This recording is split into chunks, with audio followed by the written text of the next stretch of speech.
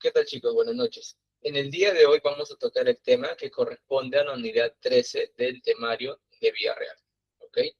En el día de hoy lo que vamos a ver es el aparato reproductor. ¿Ok? A menudo nosotros las personas que, bueno, hay personas que no tienen tanto conocimiento y de manera superficial ven el aparato reproductor como el encargado de tener hijos. O sea que es un sistema aislado para ellos, pero entender el aparato reproductor es muy dinámico y multifuncional, porque nuestra interacción diaria, porque este sistema no es que solo trabaje cuando tengamos hijos, este sistema se encarga de trabajar constantemente, define gran parte de nuestra fisiología humana. ¿Cómo, profesor? ¿A qué se refiere? Por ejemplo, sirve como un reloj biológico. ¿Reloj biológico? ¿A qué se refiere? Supongamos que desde que empieza el día nos levantamos, las hormonas que son producidas por nuestras gónadas, y nuestras gónadas que son los órganos copuladores o órganos sexuales, que bueno, que son diferentes, ¿no? Para varón y mujer, testículos y ovarios. Estas hormonas que son producidas por estas gónadas van a encargarse de dictar el ritmo de nuestro cuerpo. Por ejemplo, en el ciclo de la pubertad, estas hormonas que hacen regular los cambios tanto físicos, químicos, etcétera. Por ejemplo, que cambie la tonalidad de nuestra voz, la presencia o el volumen del vello corporal, o inclusive el crecimiento óseo. ¿Ok? Entonces vemos ahí que el aparato reproductor no solo es reproducción, es arquitectura corporal. ¿Ok? También otro indicador muy conocido es la identidad y la salud. ¿Por qué? Porque gracias a este sistema podemos tener cierto control en lo que es nuestra salud sexual, salud preventiva. Por ejemplo, en el caso de las mujeres, en las mujeres no es importante conocer su ciclo menstrual. Supongamos que para las mujeres regulares, que bueno, según estadísticas, la proporción entre mujeres regulares e irregulares es de 3 a 1, siendo las mujeres irregulares un poco más frecuentes, pero entender este proceso, entender este sistema, gracias a este aparato, hace que podamos tener cierto control. Por ejemplo, bueno, supongamos que la regla demora en venir, ¿no? Ya es indicador de, bueno, no necesariamente de embarazo, ¿no? Sino de otros problemas, otras patologías o síndromes. Y otro caso en el cual interviene el aparato reproductor va a ser en las hormonas sexuales, testosterona para varones o los estrógenos en mujeres, que no necesariamente tienen que influir en un crecimiento a largo plazo, sino también a corto plazo. Por ejemplo, el nivel de frecuencia que tengan estas hormonas se va a ver reflejado en nuestro estado de ánimo, en nuestra salud cardiovascular, etcétera. Entonces, de esta manera entendemos que estas hormonas que se producen van a trabajar en conjunta y determinar nuestro estado, nuestras condiciones internas. Entonces, hay que entender que este sistema, este aparato reproductor, no solo se encarga de la reproducción humana, sino que influye multifuncionalmente, ¿no? Ya mencionamos que es un reloj biológico, nos ayuda a preservar la base de nuestra salud, la homeostasis hormonal, etcétera, ¿ok? Bueno, en el tema del día de hoy vamos a ver lo que son tanto el aparato reproductor femenino como el masculino, pero vamos a empezar a dar una pequeña definición de lo que es el aparato reproductor en general. Cuando nosotros escuchamos aparato reproductor, ya había hecho paréntesis que cuando hablamos de aparato, hablamos de órganos con diferentes orígenes, pero que cumplen una misma función. Entonces, el aparato reproductor, ¿qué es lo que va a hacer? Va a ser un sistema organizado, un sistema complejo. ¿Pero sistema de qué, profesor? Sistema de órganos, sistemas de tejidos, sistema de glándulas y redes hormonales, ¿no? Que van a ser el producto. ¿Y cuál va a ser la función primordial? Porque todo aparato tiene una función.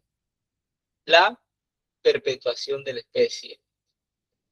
¿Ok? Está bien, el aparato influye en muchas cosas, pero como todo aparato, la función primordial de este sistema, aparato, va a ser la perpetuidad de nuestra especie, es decir, garantizar la continuidad genética.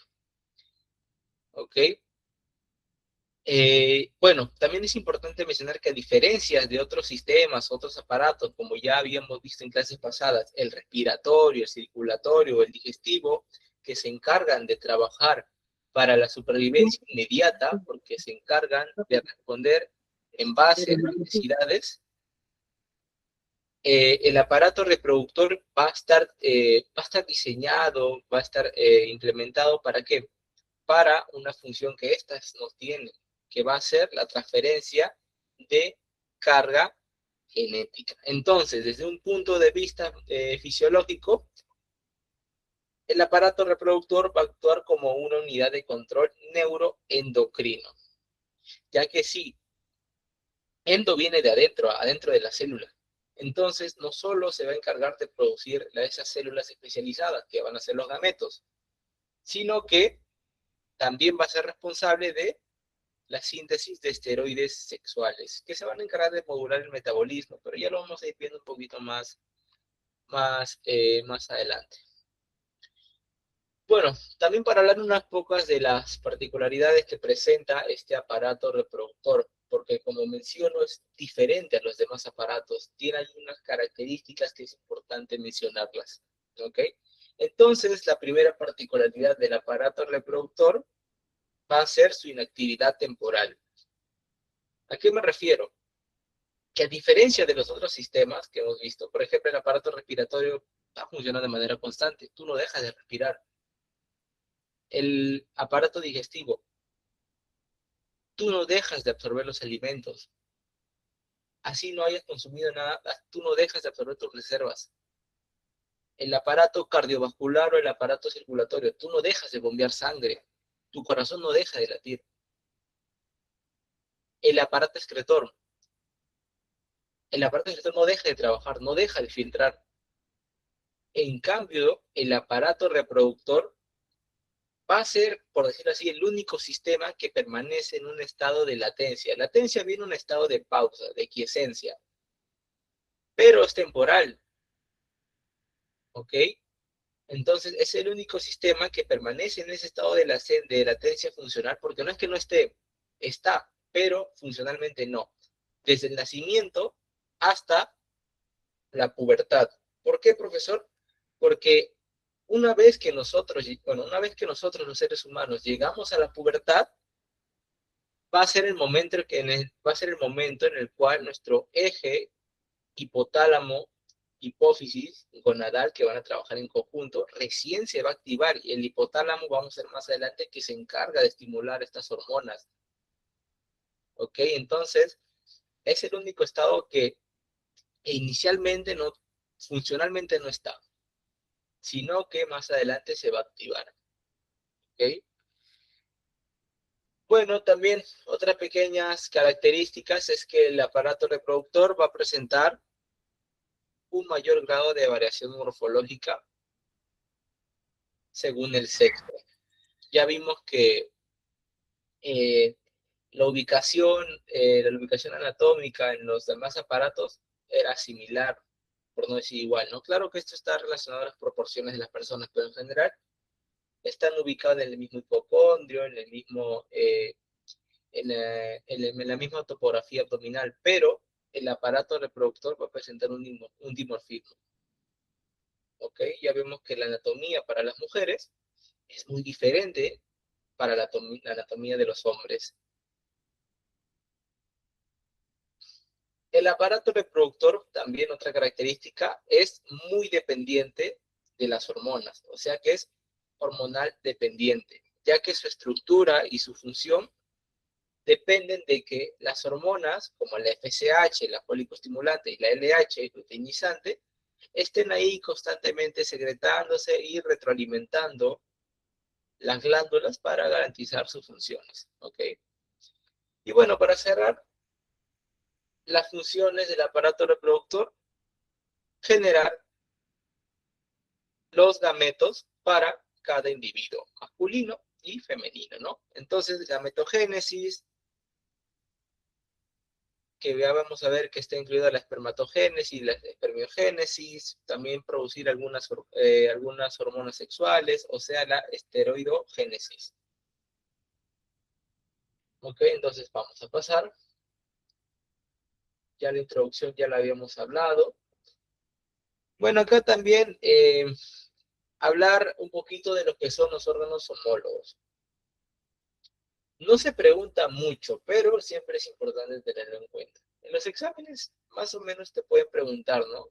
Te pueden, bueno, yo lo he visto más en San Marcos, ¿no? Que te dan un contexto y te relacionan una patología con una estructura y que, bueno, te dan un florazo, pero en la parte final te hablan de esa glándula y te dicen cuál es su homólogo. ¿Por qué nosotros decimos que un órgano es homólogo al otro? Cuando escuchamos que es homólogo a otro, entendemos que hay dos órganos, dos diferencias totalmente diferentes. Esto proviene del dimorfismo que se había hablado antes, ¿no? Porque la anatomía para mujeres y para varones es diferente. Entonces ya, cuando decimos órganos homólogos, órganos similares. Es como decir, ¿qué te puedo mencionar? Es como, en vez de órganos homólogos, restaurantes homólogos entre Perú y México, ¿no? O Perú y Ecuador.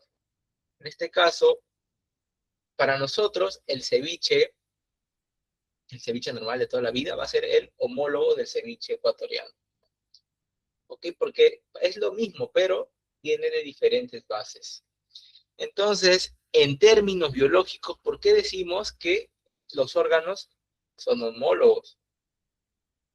Esto viene de que los órganos, ya en la etapa fetal, antes de ser células especializadas, ¿qué tal, Ignacio? ¿Cómo estás? Antes de ser células altamente especializadas, fueron tejidos base, tejidos madre, tejidos endodérmicos, mesodérmicos o ectodérmicos, que se tuvieron que especializar. Claro que una vez que existe la diferenciación sexual, estos tejidos adoptaron diferentes morfologías, pero cuando en biología hablamos de órganos homólogos es porque son estructuras que tuvieron el mismo origen embriológico. ¿Okay? Es como decir una hamburguesa, ¿no? El pan inicialmente, ¿no? Dependiendo, bueno, en el sexo es para los humanos, pero ponte el nivel de cocción para ese término, para las hamburguesas, si se cocina más o si se cocina menos, eso ya es un factor externo. Igualmente para el tejido embriológico. Independientemente de qué se especialice, va a adoptar una especialización diferente. Entonces, cuando nosotros decimos que órganos son homólogos, es porque tienen el mismo origen embriológico, independientemente que en el futuro adopten especializaciones diferentes, ¿ok? Bueno, acá hay una gran lista de lo que serían los órganos homólogos. El testículo, ovario, nuestras gónadas masculinas y femeninas, el pene y el clítoris, que puede ser el órgano eréctil, y hay una larga lista, ¿ok? Entonces, bueno, ¿qué es ahí? Sí, las glándulas de Cooper son las glándulas pulvo-uretrales, ¿no? Porque se encuentran en el bulbo de la uretra. Ya, bueno, entonces para finalizar esto de los órganos homólogos, mencionar, ¿no? Que ya, inicialmente tuvieron una base, un tejido indiferenciado, aproximadamente de las 6, 7 semanas de la etapa fetal o de la gestación. O sea que el embrión aún es neutro, por así decirlo. Entonces, bueno, también un pequeño dato. Si nosotros, eh, varones, somos XY, hablando, ¿no?, de los cromosomas, nuestra identidad sexual, somos XY y las mujeres son XX, de alguna manera podemos entender que somos nosotros quienes damos la diferenciación sexual. En este caso, un dato para que tengan en cuenta es tener en cuenta la presencia del gen SRY.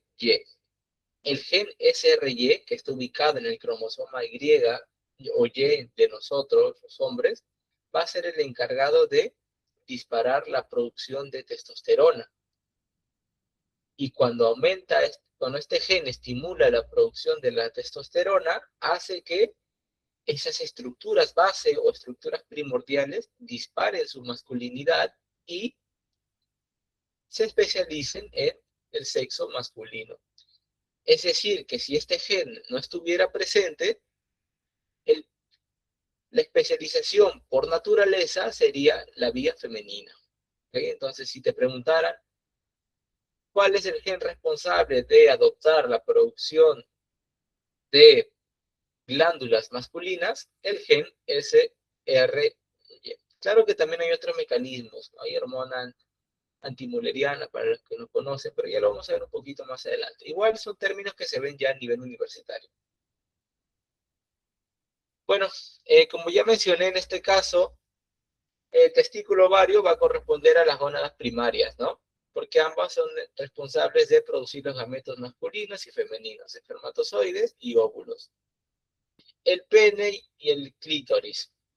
Bueno, lo entendemos como los órganos que son sensibles, órganos eréctiles a la respuesta sexual mecánica.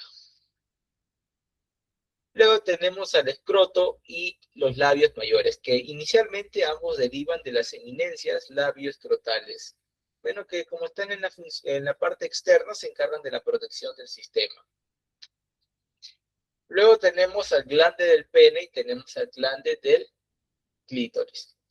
Bueno, estas van a representar a la parte más sensible, más eréctil de los varones y de las mujeres. Luego tenemos a la uretra masculina y la uretra femenina. Bueno, esta va a funcionar como un canal, ¿ok? Y a diferencia de los varones y de las mujeres, va a variar mucho en el grosor y en el largo, ¿no? En lo que es las mujeres va a ser mucho más corta en lo que va a ser a los hombres, pero tienen la misma función de servir como canal de salida para la orina y adicionalmente en el hombre va a cumplir una función adicional que va a ser igualmente un canal de salida, pero para el transporte del semen. Luego tenemos a la próstata y a las glándulas de Skene, o también conocidas como las glándulas parauretrales. Bueno, dentro de su función, ambas se encargan de secretar fluido durante la excitación sexual. ¿Ok?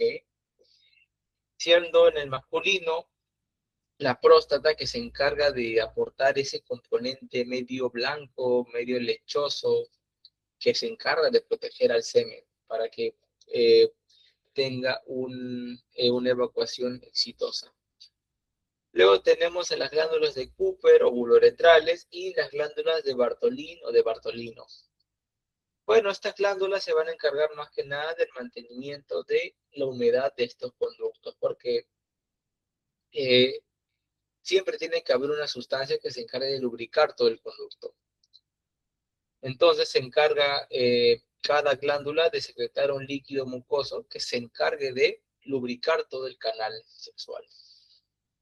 Luego tenemos el conducto deferente y el conducto de Gardner, que ambos se encargan de desarrollar el transporte del esperma para el hombre y para la mujer. Bueno, la mujer no suele ser muy funcional, ya que a través del tiempo este conducto de Gardner involuciona, o sea que su función se va degenerando, su morfología también. Y ambos derivan del conducto de Wolff o el conducto mesonéfrico. Y luego tenemos al cuerpo esponjoso del pene y a los bulbos vestibulares de las mujeres. Bueno, esta parte, como es ya que el cuerpo es la parte más voluminosa, también va a funcionar como un tipo de tejido eréctil, pero que se va a ubicar un poquito más externo, o sea, rodeando la uretra y en el caso de las mujeres, la entrada vaginal. Está bien, entonces ahí tienen la lista de cada homólogo, de cada órgano, glándula sexual, sin que me olvide de nada.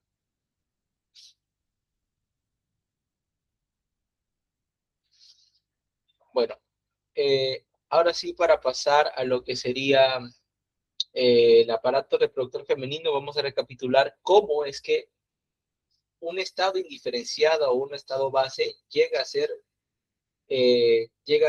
especializado para volverse femenino. Como ya mencionamos, nosotros somos, bueno, hablando por los hombres, somos XY. Nuestros cromosomas, nuestro par 23, el par sexual, va a estar determinado por XY. Y en cambio en las mujeres va a ser XX. Dentro de lo que se encarga nosotros al dar la determinación sexual, vamos a ser un poquito más específicos y nos vamos a ubicar en el gen SRY. El periodo indiferenciado va a estar ubicado alrededor dentro de las primeras 6 semanas. O sea que dentro de las primeras 6 semanas, ya mencioné que éramos neutros, que no teníamos algún sexo indiferenciado.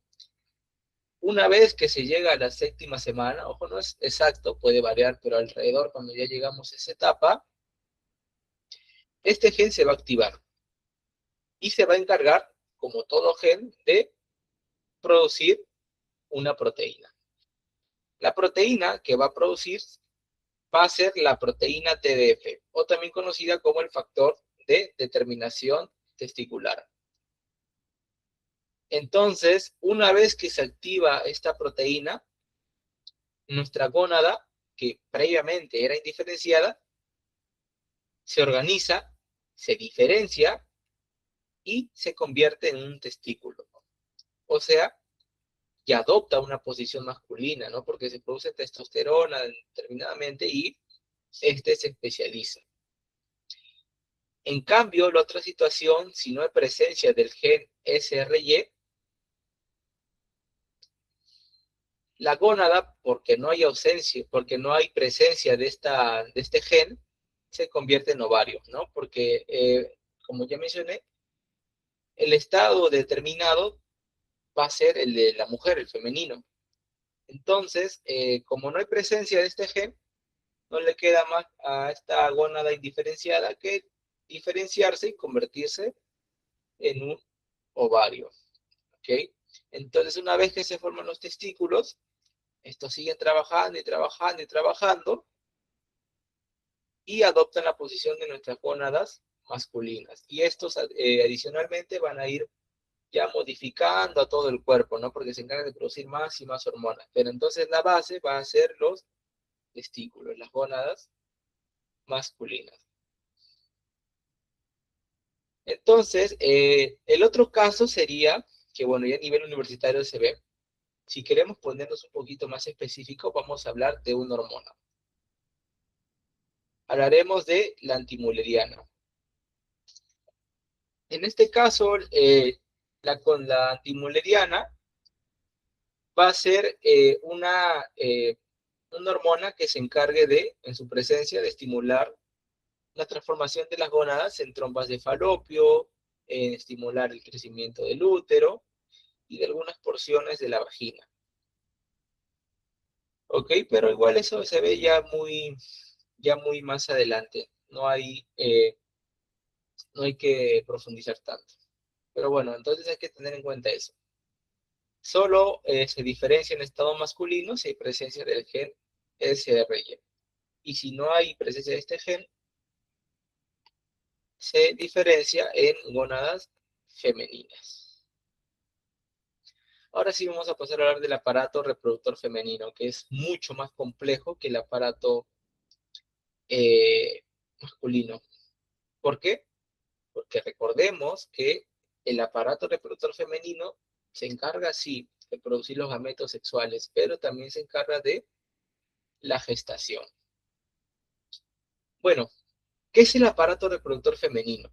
Como todo aparato, es el conjunto de órganos, tejidos y redes hormonales que se van a ubicar dentro de la mujer, mayormente en la pelvis. Y ya explicamos, la finalidad va a ser producir los gametos femeninos, o sea, los óvulos, que se va a encargar también de sintetizar hormonas sexuales. Ya también se va a encargar de la gestación, albergar el desarrollo del nuevo ser. Y no solo esto, sino que también recordemos que dentro de una estructura mujer va a ocurrir la fecundación. Entonces, cuarta función, permitir la fecundación. Entonces, a diferencia de otros sistemas, porque, por ejemplo, el sistema digestivo, sí, se encargaba de nutrir, pero se encargaba de nutrir a partir de un factor externo. Pero el aparato reproductor femenino va a ser el único capaz de nutrir por su naturaleza y proteger al embrión hasta su desarrollo completo, o sea, la forma base, ¿no? Porque dentro de ella va a albergar a una nueva forma de vida. Entonces, ya mencionamos que se está ubicada en su mayoría en los huesos de la pelvis. Otra cosa, el funcionamiento del aparato reproductor femenino va de la mano con el ciclo menstrual. Entonces, dependiendo de la persona, su funcionamiento no va a ser lineal, ¿no? Sino que va a estar fuertemente estimuladas por la presencia de las hormonas sexuales.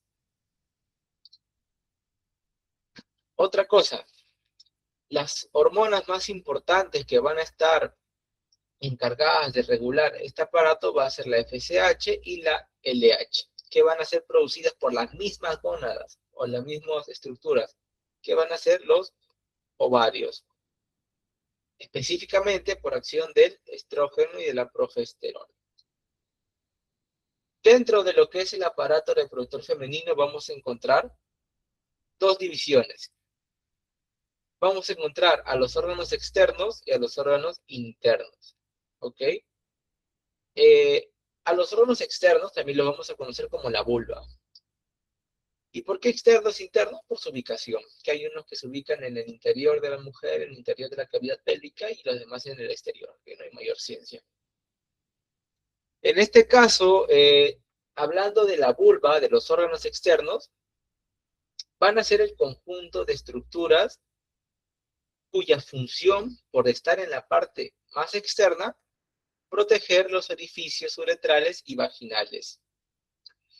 Y aparte de proteger, recordemos que va a ser la zona de excitación sexual en la mujer, ¿no? Porque tiene esos receptores, esos neuroreceptores que se encargan de estimular el aparato de la mujer. Dentro de lo que es, dentro de lo que son las partes de la vulva, vamos a encontrar al monte de Venus, vamos a encontrar a los labios mayores y a los labios menores, vamos a encontrar al clítoris y algunas glándulas, ¿ok? Entonces, para hablar un poquito de lo que sería lo que son los órganos externos, vamos a empezar a hablar del monte de Venus. El monte de Venus va a ser como un tipo de eminencia o, ¿cómo lo puedo decir? Como un crecimiento externo, de forma redondeada, de tejido adiposo. Esta estructura se va a encargar de marcar el límite del aparato reproductor externo, pero en su parte superior. ¿Y qué característica tiene? Como tiene tejido adiposo, va a ser un tipo de zona acolchada. O sea que es medio blandito y sobresale de la pelvis. Y va a ser en esa parte donde haya presencia de vello o presencia de pelo, por así decirlo. Entonces, podemos ver acá en la parte más, más superior al monte de Venus. Tiene la forma de un monte, es decir, medio triangular. Entonces, como tiene presencia de vello y está en la parte más superior y exterior, la función biológica de este monte de Venus va a ser la protección mecánica. ¿Ok? Entonces, su función primordial va a ser proteger, funcionar como un amortiguador, ¿no? Porque como tiene bastante tejido adiposo, es bastante acolchado. Entonces, se encarga de proteger al hueso púbico. ¿Qué situaciones? Bueno, se puede dar durante algunos traumatismos, o sea, algunos golpes graves, lesiones, y encargar de proteger, como está ahí al momento del coito, va a ser esa parte que recibe el impacto al momento de la penetración, Entonces se va a encargar de proteger de esos impactos sexuales a los órganos internos. Entonces, protege de esos impactos y dispersa esas fuerzas de fricción que existen, ya que es una zona muy sensible. Luego pasamos y vamos a encontrar a los labios mayores y menores. Bueno, para hablar primero de los labios mayores van a ser tipo de pliegues. Mira, acá podemos ver el labio mayor izquierdo y el labio mayor derecho. Entonces son dos pliegues gruesos, se puede ver que son muy gruesos y prominentes, que se van a encargar de delimitar los límites laterales de la hendidura vulvar, o sea, toda la forma del medio. Y estos se van a extender desde su parte superior, desde el monte de Venus, hacia atrás, hacia la zona del perineo. Y dentro de la composición de los labios mayores vamos a tener también tejido adiposo, precisamente porque es una capa muy gruesa y que también posee fibras de músculo liso. ¿Y qué función tienen los labios mayores? Como están en la parte exterior y tienen tejido adiposo, van a actuar como un escudo físico que rodea y protege las estructuras internas de nuestra vulva, de su vulva, digo. Y bueno, también los labios mayores se van a encargar de mantener la humedad. No, me voy bien, ¿no? Se van a encargar de mantener la humedad en lo que es las mujeres, ¿no? Porque estos labios se cierran también. Oye, no, bully, pues. Estos labios se cierran y cuando se cierran evitan la desecación de las mucosas internas de vuestro vestíbulo, ¿ok? Luego vamos a pasar un poquito más al interior y vamos a encontrar a los labios menores. Los labios menores, gruesos, entonces entendemos que van a ser estructuras más pequeñas. Entonces los labios menores van a ser pliegues cutáneos delgados y como son más delgados, más delicados, que se sitúan medialmente a los labios mayores, ¿no? O sea, como en el intermedio de cada uno. Y que los labios menores se van a encargar de delimitar el espacio del vestíbulo vaginal. Como son estructuras más delgadas, ya no van a tener tejido adiposo, sino que van a tener tejido conectivo. ¿Ok? Tienen tejido conectivo, también presentan una red de vasos sanguíneos, terminaciones nerviosas, o sea que son altamente sensibles y que como hay tanta irrigación, pueden cambiar de color dependiendo de la excitación y que también poseen glándulas sebáceas que se encargan de secretar lubricantes. Bueno, algunas características es que no van a presentar vello corporal, eh, en su parte anterior se van a dividir, ¿para qué? Para poder rodear al clítoris. Vemos que acá podemos ver a los labios menores, no sé si ven mi flecha. Vemos que en la parte inferior cierran, pero no tienen ninguna especialización. En cambio, en la parte de arriba tiene forma como de un kiwi, digo, como de un, ¿cómo se dice? Hay una fruta amarilla, no olvidé el nombre, pero en la parte de arriba sí presenta una diferenciación que no, no piña, parece, ¿cómo se llama esta fruta? Ya me olvidé, pero en la parte de arriba presenta Bola. ¿una qué?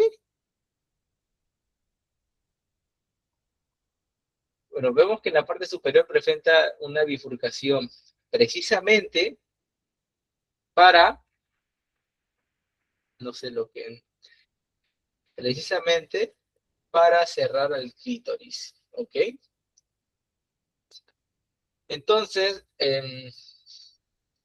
básicamente los labios menores se van a encargar de ello, ¿no? Como son más delgados, sensibilidad sexual, ¿ok? Porque son altas terminaciones nerviosas, son muy sensibles. También se encargan de lubricar, mantener la humedad del vestíbulo vaginal y de proteger ese orificio, o sea, el clítoris. Listo. Bueno, seguimos hablando en la misma imagen. ahora pasamos a hablar del clítoris, del órgano eréctil por naturaleza de las mujeres. ¿Ok? El clítoris se va a situar en la parte anterior de la vulva, específicamente, como se puede ver en la imagen, por encima de la uretra. ¿Ok? Como ya mencionamos, el clítoris va a ser el órgano homólogo del pene masculino.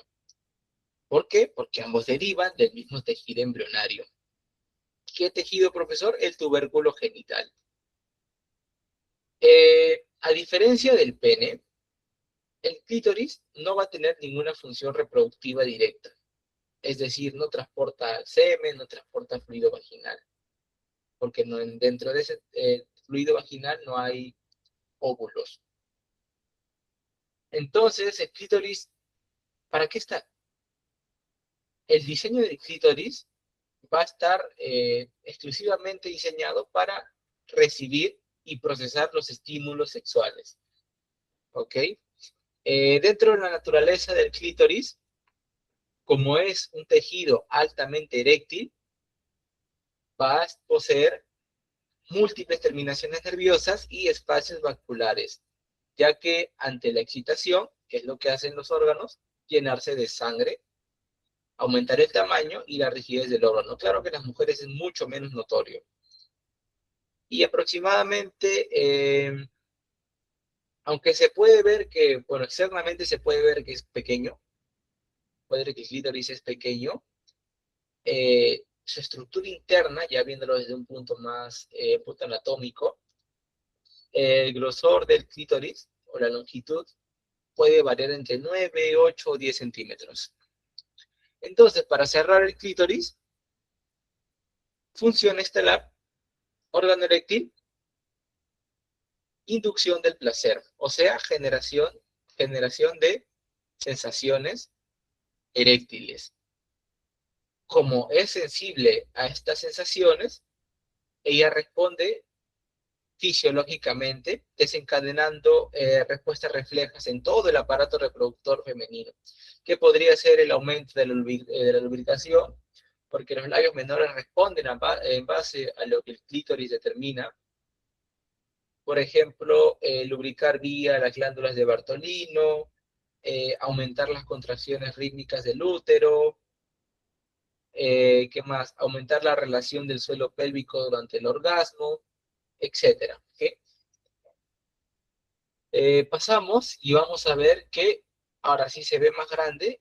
El clítoris tiene una anatomía, o sea, una estructura, eh, una organización.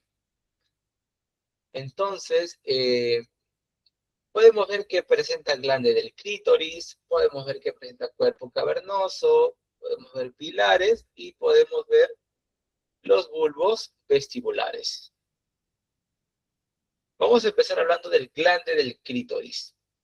El glande del clítoris va a ser la porción externa, distal, y es la parte que tú puedes ver al momento del coito. Esa es la parte visible.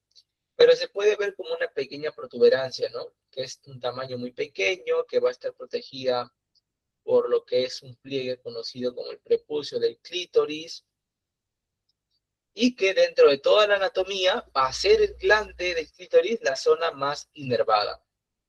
Y bueno, como es la parte más inervada, más externa, va a ser la parte que se encargue de recibir.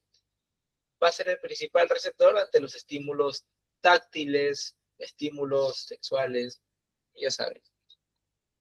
Ahora vamos a pasar al cuerpo cavernoso o el cuerpo del clítoris.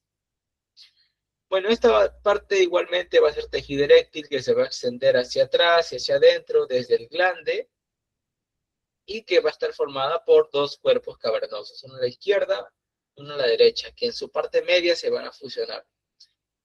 Lo que va a pasar es que en el momento de la excitación, esta parte, este cuerpo, se va a congestionar de sangre.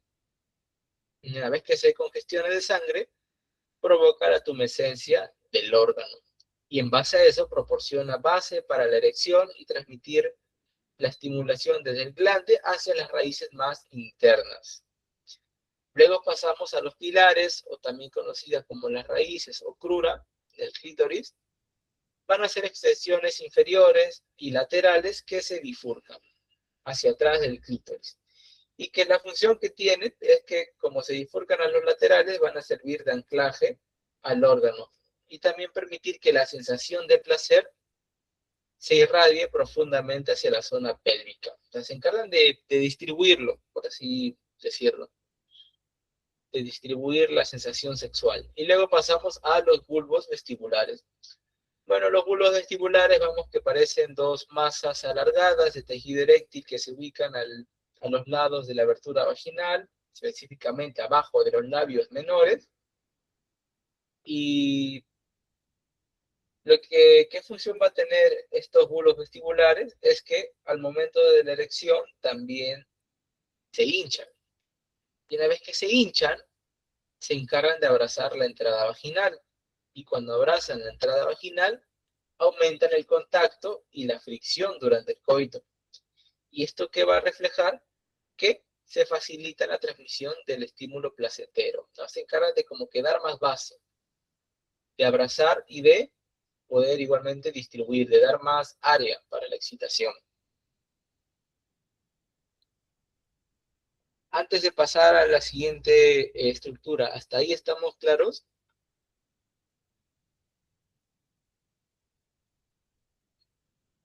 Xiomara, Jenny, ¿qué más? Kiss Flower, ese nombre. Ya, entonces hasta ahí estamos bien. Listo. Ahora vamos a pasar a hacer un pequeño paréntesis. Vamos a hablar del himen.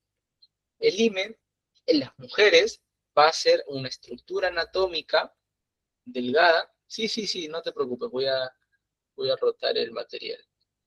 El himen va a ser una estructura que va a funcionar como un tipo de membrana delgada de tejido fibroelástico que va a rodear y va a cubrir la apertura vaginal externa. Profesor, ¿dónde se localiza? Específicamente en el vestíbulo vaginal, justo en el límite entre los genitales externos y los internos. Entonces, el himen, como ya mencionamos, tiene naturaleza incompleta. ¿Por qué? Porque en su naturaleza tiene una abertura que se va a encargar de permitir el paso del flujo menstrual y las secreciones vaginales desde la pubertad. Como ya mencionamos, el himen va a ser variable, es decir, su forma, grosor y elasticidad varían en las personas, ya que, bueno, en personas puede ser anular, o sea, forma de anillo, puede ser semianular, puede presentar tabiques, puede presentar, no un agujero, puede presentar varios agujeros, y esto demuestra que es muy variable. Otra cosa, como es una membrana frágil, puede romperse, puede estirarse, no necesariamente por actividad sexual, sino también por actividades físicas. Por ejemplo, en exámenes médicos bruscos, deportes extremos, el uso de los tampones, y etcétera. Otra cosa, el himen evoluciona con la edad, pero no necesariamente para bien, sino que esta tiene la característica que a través del tiempo se vuelve más delgado, pero también se vuelve más elástico. Y esto, bueno, se debe a la presencia de los estrógenos, que estimula el desarrollo de las glándulas femeninas. Y bueno, dentro de su composición encontramos tejido conectivo fibroelástico, encontramos epitelio plano estratificado, bueno, que se va a encargar de rodear ambas caras de la membrana, o sea, las que miran hacia afuera y las que miran hacia adentro, o sea, la vagina, y que también el himen contiene, como todo órgano, vascularización e inervación. ¿Por qué? ¿Cómo se puede demostrar esto? Que al momento de romperse se produce una hemorragia leve, ¿no? Un sangrado leve y terminaciones nerviosas sensoriales, ¿no? Que refleja el dolor. Dentro de las funciones del himen, como es la barrera externa, una membrana externa se va a encargar de proteger, actuar como una barrera física que protege a la parte interior, o sea, la vagina, de infecciones, protegerla de bacterias, de agentes externos, como, no sé, la suciedad, la materia fecal, agentes patógenos o bacterianos. ¿Por qué? Porque recordemos que el himen desarrolla todas sus funciones al inicio, antes de la pubertad. Y dentro de antes de la pubertad, recordemos que el sistema inmunológico y la flora vaginal aún se están desarrollando. Entonces, una vez que pasa el periodo de la pubertad o la etapa infantil, ya en la vida adulta, una vez que se alcance, entre comillas, la madurez biológica, ya el desarrollo completo de este himen empieza a perder su propósito fisiológico. Por eso se dice que ya cuando pasa el tiempo el himen ya no está necesario, ya porque los órganos internos ya se desarrollaron. Y hay personas, bueno, para cerrar este tema, porque acá mencionan el tercer punto, es un mito con respecto eh, a la virginidad. Lo que va a pasar es que dentro de lo que es la creencia popular, se va a creer que el himen va a ser un indicador de si una mujer es virgen o no es virgen, ya que, bueno, en el términos biológicos, el himen es indicador poco fiable, o sea, no garantiza nada, ya que su estado, si está completo o está bifurcado, no define la virginidad. Como ya mencioné, esta barrera es delgada y esta barrera es sensible, es altamente sensible a la actividad física, a la actividad protectora, ¿no? Ya mencionamos la presencia de tampones. Entonces, el himen no es una estructura totalmente cerrada. En su naturaleza presenta un orificio. Y como toda estructura que presenta un orificio, puede romperse. ¿Ok? Entonces, el himen no es un indicador que define la virginidad de una mujer. ¿Está bien? Entonces, bueno, eso mencionarlo, ¿no? Porque sí me han hecho preguntas, ¿no? De que obligatoriamente en las relaciones sexuales que se dan por primera vez tiene que haber sangrado para indicar que una mujer es o no es. Así que esto no tiene nada que ver, ya que el himen en diferentes personas puede ser elásticamente más desarrollado, puede presentar variedades anatómicas diferentes, etcétera.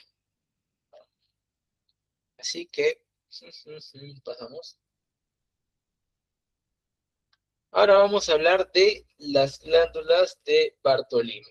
Las glándulas de Bartolini, a mí me gusta decirle Bartolino, van a ser dos pequeñas glándulas exocrinas, afuera de la célula, que tienen una forma medio de huevito, huevoide, medio forma esférica, muy pequeña, de 1 centímetro a medio centímetro, que como podemos ver en la imagen, se ubican alrededor del orificio vaginal. Profesor, ¿quiere ser más específico? En el tercio posterior de los labios menores.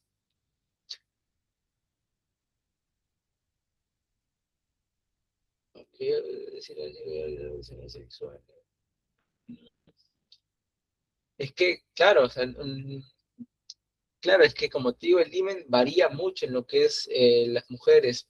Por ejemplo, gracias a las hormonas, gracias a los estrógenos, hay una mayor diferenciación, hay una mayor resistencia. Y no necesariamente tenga que ser una membrana delgada para una mujer que para otra. O sea, que una mujer puede presentar mayor resistencia a su himen y otra no tanto. Aunque eso mayormente se da ya en los adolescentes, entre 18 y 20, ¿no? Porque es donde el himen aún ya, como aún las glándulas femeninas aún están ya casi alcanzando su desarrollo máximo, entonces el himen ahí todavía mantiene su función, pero ya pasando de ello, involuciona, ya no es tan funcional como antes, entonces ya no sería un indicador. Pero, o sea, no necesariamente, como te digo, el himen no garantiza nada. Varía mucho, tanto en el grosor, en la forma, en la funcionalidad, etcétera. No, el himen no es garantía de nada. Bueno, entonces las glándulas de Bartolino ya explicamos que eran dos glándulas exocrinas que se ubican en los laterales del orificio vaginal, específicamente en el tercio de los bulbos vestibulares, ¿ok? Dentro de la composición del, de las glándulas de Bartolino vamos a encontrar tejido glandular, que se va a encargar de secretar el moco, la sustancia mucosa que va a dar resultado a su lubricante. Vamos a encontrar una red vascular. ¿Para qué? Para que una vez que se produzca la excitación, estas activen rápidamente su mecanismo de lubricación. Y vamos a encontrar su función en inervación, ya que se va a encargar de recibir las señales del sistema nervioso para permitir que la secreción sea aún más rápida y refleja las acciones. Entonces, funciones de las glándulas de Bartolín, su función se va a dar más durante la excitación, secretando un líquido mucoso, un líquido incoloro y viscoso para lubricar la entrada vaginal. ¿Y qué es lo que hace este lubricado vaginal? Reducir la fricción. ¿Para qué? Para facilitar la penetración y aumentar la comodidad durante la actividad sexual. Entonces podemos decir que las glándulas de Bartolín tienen una función mayormente durante la actividad sexual. Y es verdad, ¿no? Porque fuera de ello, el conducto vaginal sí, siempre tiene que estar lubricado. Y lo lubrica las glándulas de Bartolín, pero lo hacen es menos proporción que en menos proporción que en la etapa de excitación sexual. Entonces, glándulas de Bartolín, lubricación sexual. Ahora sí pasamos. Ahora vamos a hablar de los órganos, ahora sí, internos. Un momento, voy a tomar un poco de agua. Hablar mucho me seca.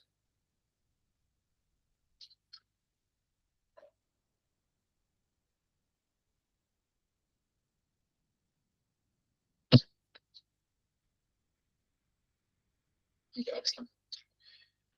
¿Qué es ahí? Las glándulas de Bartolín también. ¿A qué te refieres a que si son lo mismo? Porque si, ah, si preguntas si son lo mismo, pues no son lo mismo. O sea, la glándula de Bartolín está ubicada o proviene de los vestíbulos mayores y las glándulas de Skene, no son lo mismo, tienen funciones diferentes. Las glándulas de Skene, recuerdan que eran las paruretrales. Parauretrales alrededor de la uretra. Y las glándulas de Bartolín alrededor de los vestíbulos vaginales. No son lo mismo, tienen funciones diferentes. Las glándulas de Bartolín lubrican la entrada vaginal y las glándulas de Skene, como están cerca de la uretra, lubricar la uretra y también protegerla, ¿no? Igualmente. Pero ahí lo vamos a ver, no te preocupes. Como ya estamos viendo órganos internos, lo vamos a ver ahorita. Entonces vamos a ver ahorita la vagina. Ya estamos hablando ahora sí de los órganos internos. Conjuntos de órganos que se encargan, ya como están en la parte interna, ya vamos a ver tres procesos clave. Pero como órganos internos, dentro de la cavidad pélvica. Ya los órganos internos, como están en la parte ya que ya está protegida por los órganos externos, va a ser el sitio específico donde ocurra la unión de los gametos masculino y femenino. Va a ser el sitio específico también para proteger el desarrollo embrionario y el desarrollo fetal. Dentro de ello vamos a ver a la vagina, el útero, trompas de falopio y los ovarios. Entonces, Dentro de las funciones de los órganos internos vamos a encontrar los transportes de gametos, lugar de fecundación, la gestación, producción hormonal y finalmente el parto y la menstruación, que ambos van a corresponder a la función expulsatora, o sea, de expulsar, de liberar o botar. Vamos a ver primero la vagina. La vagina, como órgano tubular, fibromuscular y hueco, que se encarga de constituir el segmento inferior del aparato reproductor femenino, se va a extender desde el vestíbulo vulvar hasta el cérvix o el cuello uterino. Dentro de la composición de la vagina vamos a ver tres partes. Vamos a ver a la capa mucosa, a la capa muscular y a la capa adventicia. La capa mucosa, o también conocida como la capa interna, va a ser aquella que va a presentar un epitelio plano estratificado. Es decir, que no presenta esa lacidez, sino, apague su cámara, sino que va a presentar pliegues rugosos, pliegues vaginales, que van a permitir que la vagina pueda expandirse masivamente. ¿Ok? Entonces, la capa mucosa, como no presenta esas glándulas propias, recordemos que su humedad va a provenir del moco cervical. ¿Ok? Entonces, la vagina por sí sola no se lubrica, sino que va a lubricarse a partir de glándulas externas. Luego vamos a pasar a ver a la capa muscular, o la capa media, que va a estar compuesta por músculo liso. ¿Ok? Músculo liso en formas de fibras circulares que, bueno, como capa media, va a otorgar la elasticidad necesaria al momento del coito y al momento del parto. Se le va a dar esa distensibilidad para expandirse. ¿Ok? Y por último vamos a ver la capa adventicia, la capa externa. Bueno, la capa externa va a estar compuesta de tejido conectivo denso que va a encargar de fijar a la vagina a los órganos adyacentes, o sea, a la vejiga y al recto. Y que también como capa externa va a poseer a una red de vasos sanguíneos y terminaciones nerviosas. Dentro de sus características de la vagina vamos a encontrar que tiene una longitud de entre 7 a 10 centímetros. Claro que esto es base. Ya el momento de la elongación va a ser muchísimo mayor. Vamos a ver que es un órgano muy elástico, siendo una de las estructuras más elásticas del cuerpo humano, mayormente cuando permite el paso del neonato es recién nacido. Vamos a ver que esta parte va a estar fijada por el himen, a encargarse de ser la parte que recubre, claro que de forma parcial, ¿no? Porque por naturaleza presenta un orificio. Entonces, para cerrar, vamos a mencionar sus funciones. La vagina va a ser un órgano multifuncional, va a presentar tres funciones importantes, ¿ok? Tres roles biológicos importantísimos.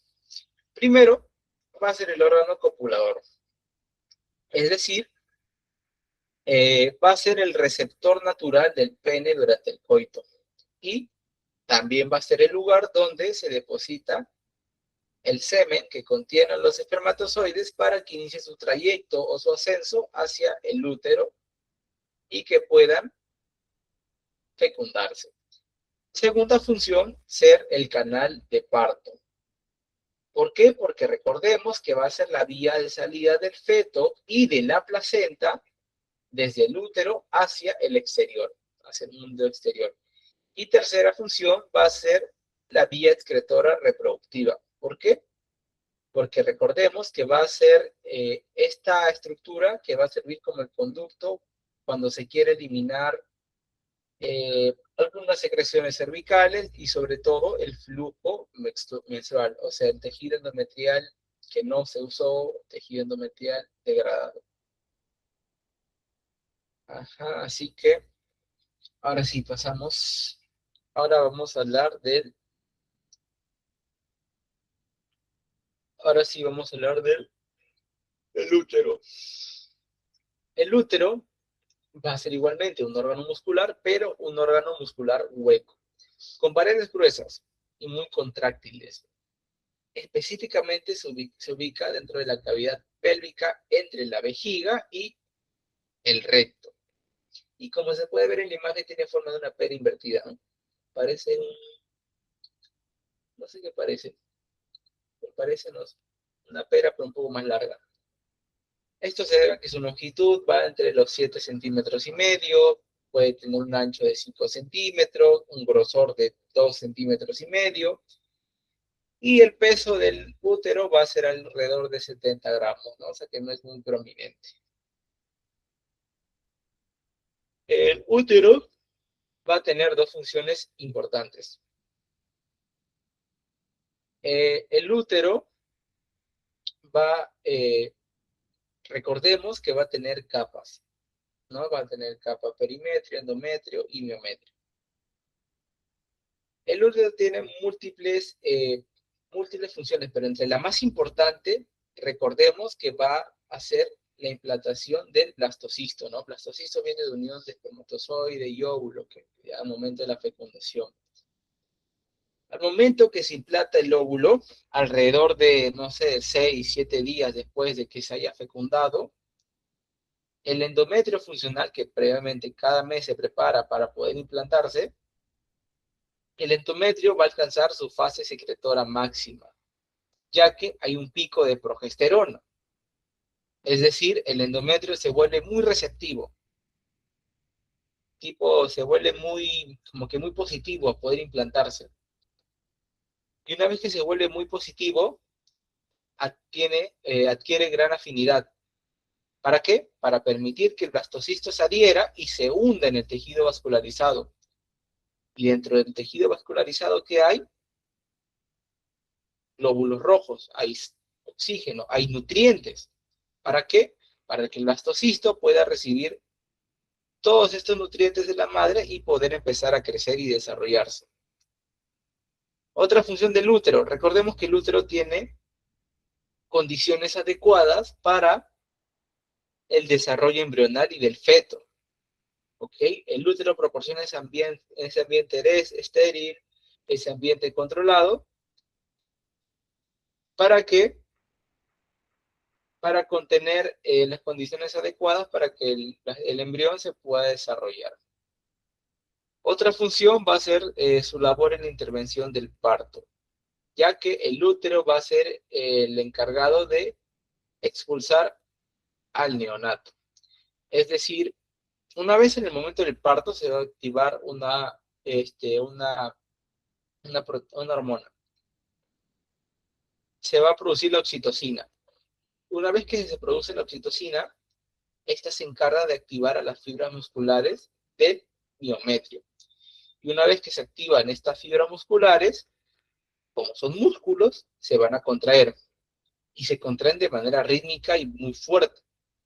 Y estas contracciones van a ser las encargadas de poder empujar al bebé contra el cuello uterino.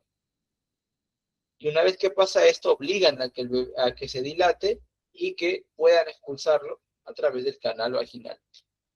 Otra función importante, muy conocida, va a ser su labor en la menstruación, ¿no?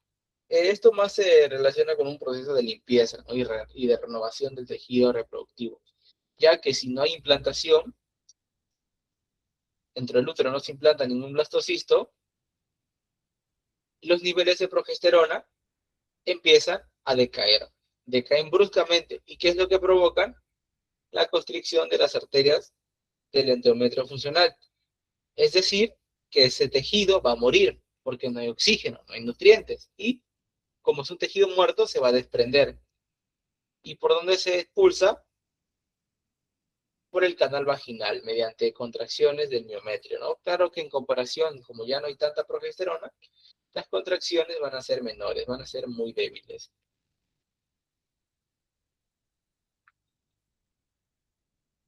El útero va a presentar una anatomía también. Va a presentar una anatomía como toda estructura. va a presentar cuerpo, istmo, y va a presentar cuello. El cuerpo del útero va a ser la porción más superior y redondeada del útero, que va a tener función en el parto, ya que las contracciones comienzan en el fondo y se van a propagar hacia abajo. ¿Ok? Como empiezan casi arriba, se encargan de conducir las contracciones musculares y poder empujar al neonato hacia el cuello uterino. Y también, como es la parte más superior, va a ser los puntos de anclaje con los oviductos de las trompas de falopio. Luego pasamos al istmo uterino, va a ser la parte más voluminosa de todo el útero, que tiene una forma ahí de, parece un triángulo, que va a tener función en proporcionar las condiciones necesarias, proporcionar un lecho nutricio para que el blastocisto se pueda implantar. ¿Ok? Es decir, dependiendo del tamaño del feto, puede expandirse, precisamente para ello, para contener al feto. Y tenemos el cuello del útero, la parte más inferior y cilíndrica. Su función va a ser durante la ovulación, es decir, durante la ovulación, las glándulas endocervicales van a producir un moco transparente que facilita el paso de los espermatozoides, ¿no? Precisamente porque el camino de los espermatozoides va a empezar por acá abajo, en el cuello del útero, y van a ir subiendo y subiendo para poder fecundar, llegando al cuerpo del útero o al istmo uterino. Luego vamos a pasar a hablar de su histología. Histología, tejidos, la composición del tejido del útero. Van a presentar tres clasificaciones: el perimetrio, miometrio y el endometrio. El perimetrio va a ser la extensión del peritoneo, que se va a encargar de recubrir al órgano, precisamente porque es la capa más externa. Entonces, como parte más externa, recubre el órgano y lo une a las estructuras adyacentes, o sea, ayudando a anclarlas, a darle soporte y movilidad. Luego pasamos a la mitad y tenemos el miometrio, la capa muscular media. Capa muscular, capa más gruesa. O sea, gran vascularización y motor mecánico del órgano, producir las contracciones. Luego tenemos el endometrio, va a ser un tejido altamente vascularizado que se divide en dos: la capa basal y la capa funcional. La capa basal va a ser aquella capa permanente que se encarga de regenerar el tejido después de cada ciclo, y la capa funcional va a ser la capa que se engrosa y que se desprende. Es decir, a ver un ejemplo. A ver, un momento, un minuto. Creo que un ejemplo bueno. No hice un buen ejemplo. Es como, a ver, hay una fruta que crecía y le cortabas la parte de la fruta, pero seguía creciendo. Bueno, la cosa es esa, que va a ser la capa basal la que siempre va a estar ahí, la que se va a encargar de regenerar el tejido cada que la capa funcional, o sea, el tejido que sí se desprende, se rompía y se desprendía. Capa basal regenera, capa funcional se desprende. Luego, bueno, hablar un poquito de lo que serían los miomas uterinos. Antes de eso, ¿hasta ahí estamos claros? Una pregunta. Ya listo, Xiomara. Ya, Antonella, listo. Bueno, los miomas uterinos, que se le conocen como fibromas o leomiomas, van a nacer ya patologías, tumores benignos específicamente, no necesariamente cancerosos. Estos miomas se van a originar a partir de la proliferación anormal de las células del músculo liso del miometrio, o sea que es ahí donde empieza el problema. Eh, Algunas características de los miomas uterinos va a ser que en su composición tienen tejido muscular, que es el tejido que se ha proliferado, y tejido fibroso, precisamente del propio útero. Y que el crecimiento de estos miomas va a estar fuertemente ligado a los niveles de estrógeno. Es decir, suelen crecer durante la edad reproductiva y encogerse durante la menopausia. Y estos miomas uterinos van a tener clasificaciones: los subserosos, intramurales, submucosos y los pediculados.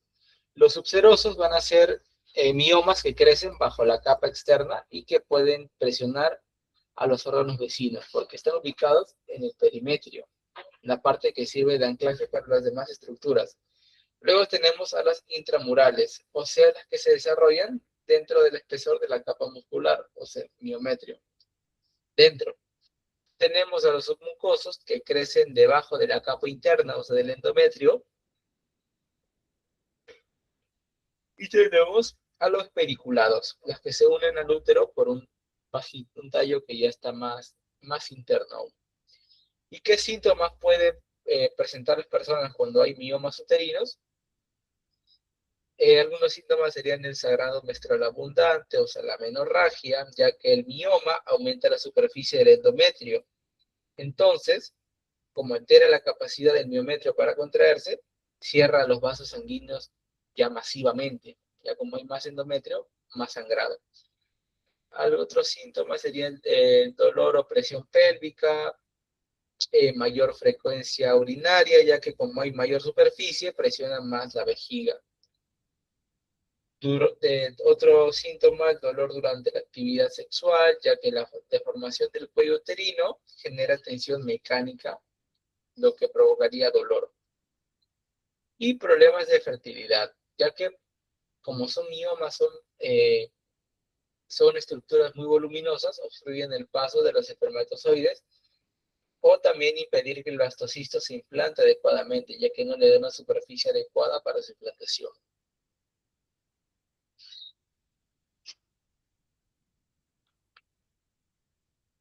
Pasamos y tenemos las trompas de falopio. Las trompas de falopio van a ser dos conductos musculares, delgados y huecos, que forman parte integral del aparato femenino. Y como son trompas, conductos que están a los laterales, se van a encargar de representar la vía de comunicación entre la cavidad peritoneal, o sea, la parte anterior, posterior, y la cavidad uterina. Y dentro de su longitud encontramos que, bueno, pueden medir de 10 a 12 centímetros. Eh, las trompas de falopio están revestidas de epitelio cilíndrico ciliado y que poseen proyecciones que barren rítmicamente hacia el útero.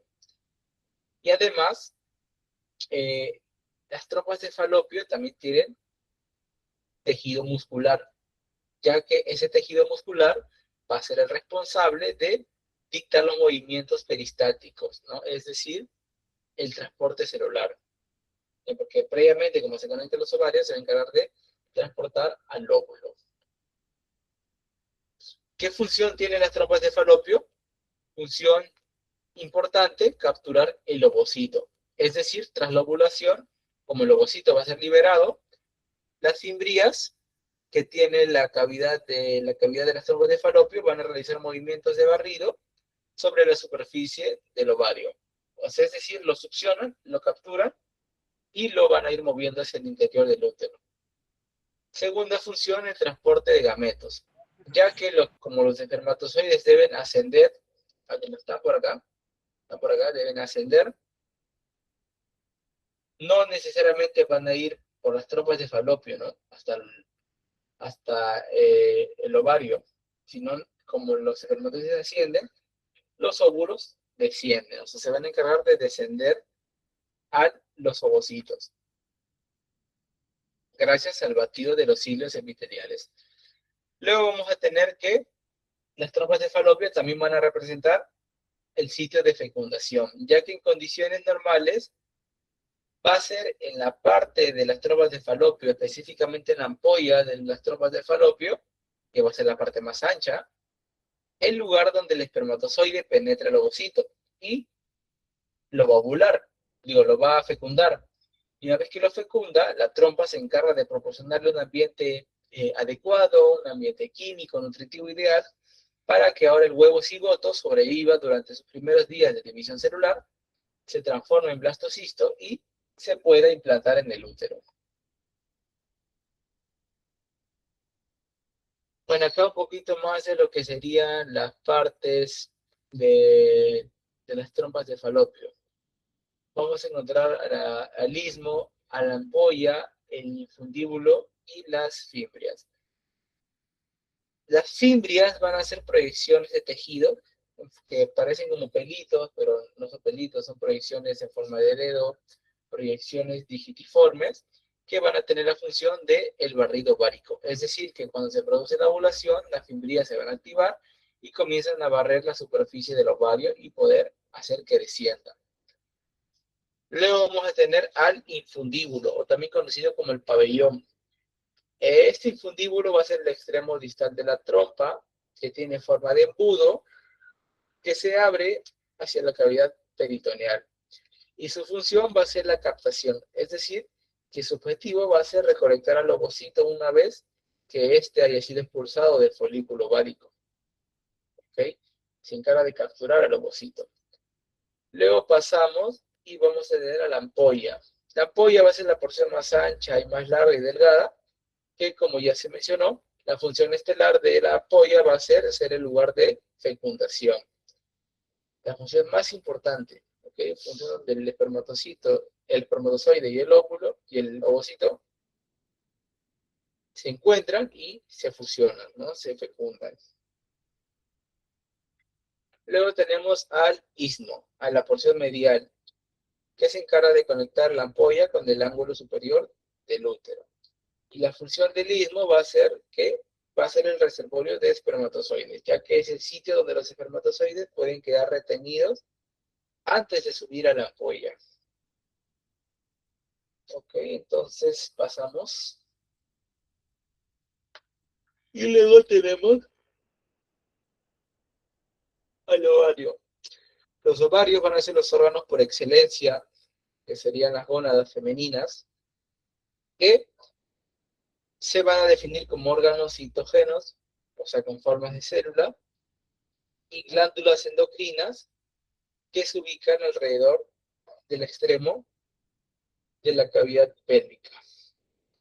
La función más importante de los ovarios va a ser la ovogénesis. Ovogénesis, génesis, ovo, ovario, óvulo, generar óvulos. Y también de la síntesis de esteroides sexuales.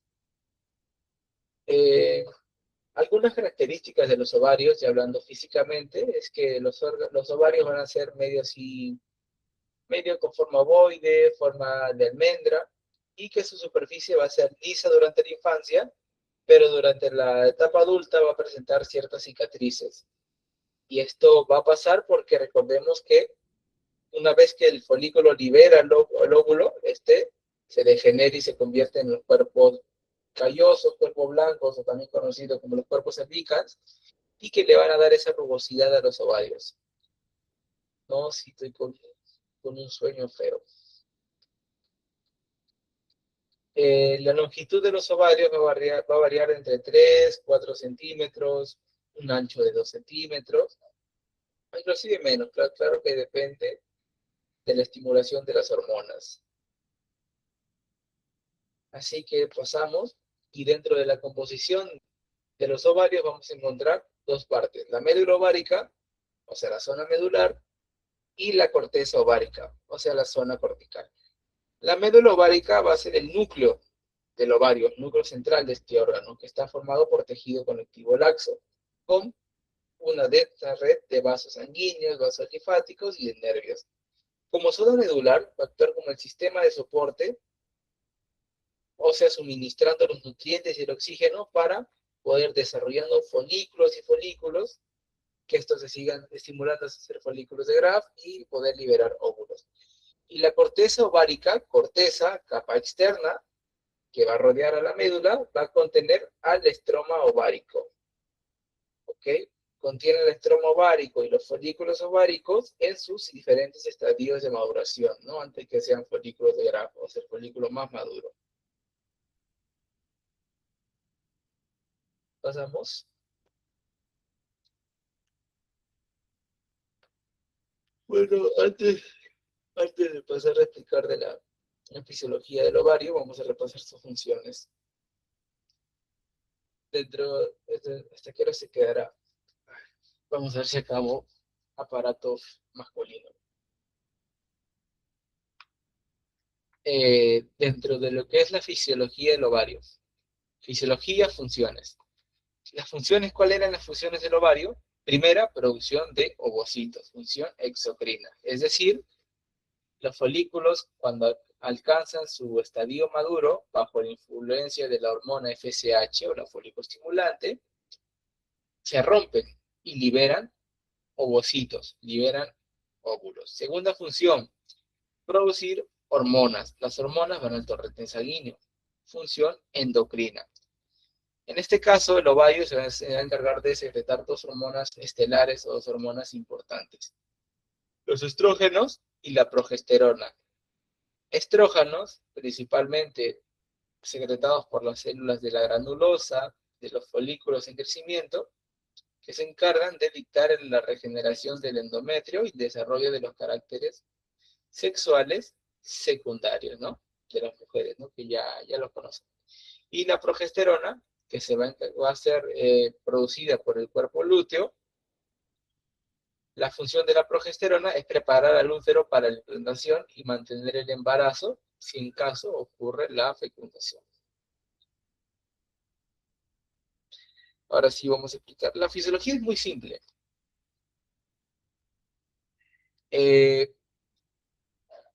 La fisiología del ovario va a ser la siguiente. Primero que nada, van a producirse hormonas, la FSH y la LH. Pero es importante recordar que estas hormonas van a estar estimuladas por el hipotálamo. El hipotálamo va a ser aquella que se encarga de regular la producción de estas hormonas. ¿Okay? Inicialmente se va a iniciar con la producción de la hormona FSH, la hormona folicoestimulante. ¿Qué es la hormona folicoestimulante? Una hormona gonadotrópica, porque actúa a nivel de las gónadas, producida por la adenohipófisis del hipotálamo. ¿Ok?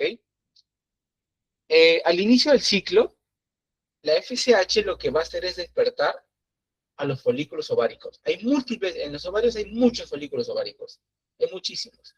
Pero la FSH, una vez que actúa sobre un folículo ovárico, lo activa, lo despierta. Y una vez que lo despierta, estimula su maduración. ¿Ok? Inicialmente son folículos ováricos primordiales, pero una vez que la hormona FSH los activa, estos van a empezar su estadio de crecimiento. ¿Ok? Estos van a ir creciendo, ¿y qué es lo que va a pasar? Es que una vez que estas van creciendo, van a ir produciendo los folículos ováricos hormonas, ¿no? Recordemos que hormonas esteroideas, hormonas secundarias, los folículos ováricos se van a encargar de liberar a los estrógenos, ¿ok? Van a ir liberando estrógenos. ¿Para qué? Para poder regenerar la capacidad del endometrio y preparar al cuerpo para la fertilidad. Entonces, una vez que se producen estrógenos, se van a ir produciendo estrógenos, estrógenos y estrógenos. Pero ya cuando empieza a producir muchísimos estrógenos, alcanza un nivel máximo. Una vez que alcanza el nivel máximo de estrógenos, lo que hace es enviar señales nerviosas, impulsos nerviosos, y una vez que el cerebro recibe estos impulsos, dice ya, ok, hay muchos estrógenos. Entonces, es indicador que ya es hora de soltar la segunda hormona, la hormona luteinizante. Una vez que se produce la hormona luteinizante, lo que va a hacer la hormona luteinizante es que si previamente el FSH había estimulado a los folículos primordiales a crecer y crecer y crecer y hacer que el óvulo que estaba en el interior se desarrolle, y una vez que ya son folículos maduros, o sea, folículos de Graf, lo que va a hacer la hormona luteinizante es estimular que este folículo de Graf o folículo maduro, que contiene los óvulos ya listos para soltarse, haga que la membrana del folículo de Graf se rompa. Es decir, liberar al óvulo. ¿Ok? Entonces, una vez que se produce bastante LH, el folículo de Graf, que esta es la parte más, ustedes pueden ver mi cursor. Este es el folículo más maduro, el folículo de Graf. Entonces, una vez que ya alcanza su estado maduro, la LH hace que la membrana que estaba en el folículo de Graf se rompa y que se libere el óvulo. Se libera el óvulo, pero ¿qué es lo que queda en el interior? Queda el mismo folículo, pero queda roto, degenerado. Entonces va a ser la misma hormona luteinizante que va a estimular la transformación de este folículo roto a que sea un folículo amarillo o también conocido como el cuerpo lúteo. ¿Para qué? Para mantener su estructura y que el cuerpo amarillo, recordemos que sigue produciendo progesterona. Aunque ya no tenga un ovocidio en su interior, el hecho de que la LH lo estimule y lo convierta en cuerpo amarillo, el cuerpo amarillo secreta progesterona. Y recordemos la función de la progesterona, que era lo que hacía, preparar al útero para la implantación y mantener el embarazo. Entonces, el cuerpo amarillo se encarga de producir progesterona, ¿ok? Y luego vamos a tener a la parte final, el cuerpo blanco, también conocido como albicans, que va a ser tejido cicatrizado de tejido conectivo denso. El cuerpo albicans, o también conocido como el cuerpo blanco, va a ser el final del camino, es decir, lo que quedó del cuerpo lúteo cuando no hay embarazo. ¿Ok? Entonces, como no hay embarazo y la producción de progesterona ya cayó, no tiene función hormonal. Entonces, se degenera. Este cuerpo lúteo, como produce progesterona, pero estoy produciendo progesterona. ¿Pero para qué produzco si en el útero no se ha implantado nada? Entonces, no necesito progesterona. Entonces, mis niveles bajan, decaen, y mi función se degenera y me convierte en cuerpo albicans. Y el cuerpo albicans, como no tiene ninguna función hormonal, solo va a ser un registro de que la ovulación ya ha pasado. Y por naturaleza, el cuerpo albicans se va a degenerar y va a desaparecer. ¿Ok? Entonces no hay mayor ciencia ahí. El cuerpo albicans es la parte final. Y alguna vez que el proceso se acabó, y el ciclo se va a seguir repitiendo, ¿no? Se van a seguir estimulando otros folículos y el ciclo se repite. Bueno, acá un poquito hablar de la regulación hormonal, ¿no? Que es el hipotálamo que controla el ciclo de la fertilidad, ya que se encarga de estimular a la hormona liberadora de gonadotropinas. Esta hormona va a ser la que se encargue de estimular la producción de la FSH y la LH, las hormonas sexuales, y determinar el crecimiento a nivel de los ovarios, y que las FSH y la LH se van a encargar de estimular otras estructuras que liberen hormonas diferentes, ¿no? Como los estrógenos y la progesterona. Bueno, acá un poquito hablar del ciclo menstrual. El ciclo menstrual va a ser la etapa, el periodo en la cual van a suceder un montón de cambios fisiológicos, cambios rítmicos, cambios cíclicos a nivel del aparato reproductor femenino. Y recordemos que como toda función dentro del aparato femenino va a estar influenciado bajo las hormonas. La duración aproximadamente del ciclo menstrual va a ser de 28 días, ¿ok? Con una variación entre 21 a 35 días. El primer paso va a ser la fase folicular. La fase folicular va a ser conocida como la etapa de preparación y de crecimiento, es decir, que bajo influencia de la hormona FSH, el ovario inicia su maduración, la maduración de los folículos primordiales. Entonces, una vez que ya varios folículos se van a ir madurando, los ovarios van a ir produciendo esos cambios estructurales, ¿ok? Van a ir convirtiéndose ya en folículo de Graf, en la etapa más madura, y previamente, cuando los folículos empiecen a madurar, se producen estrógenos. Una vez que se producen eso y alcanza el folículo de Graf, los estrógenos que ya estaban siendo liberados van a viajar por todo el torrente sanguíneo y llegan al útero para poder reconstruir esa capa funcional y a su vez estimular el cambio de las mujeres, ¿no? Y el cambio en lo que es los cambios de humor, cambios físicos, cambios o estimulaciones olorosas. Luego pasamos a la fase de ovulación. La fase de ovulación va a ser un solo día, el día 14. O sea, no necesariamente el 14 de un mes, sino el día 14 dentro de lo que es el calendario menstrual de una mujer.